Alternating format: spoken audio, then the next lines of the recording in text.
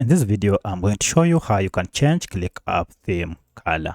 If you find this video helpful, I'll kindly request that you support me by liking the video and also by subscribing to this channel.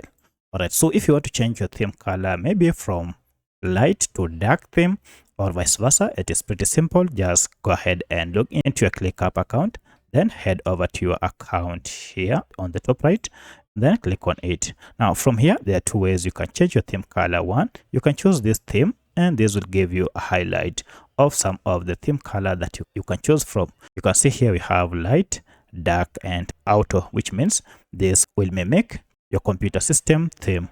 You can also go ahead and choose among these if you want to customize them to your preferred theme. So that is the first method. In the second method, just again come here and then this time around select settings, and under settings now you can see here under theme color we have the same options here. You can now go ahead and choose your theme. From here you can now change this. If it is my current theme is light, I can change it to dark, and then click on save changes, and look at that, the changes will be applied immediately. So that's how you can change your ClickUp theme color by following these steps. If you have any other question, kindly let me know in the comment section. Otherwise, thanks for watching, and let's meet in the next video.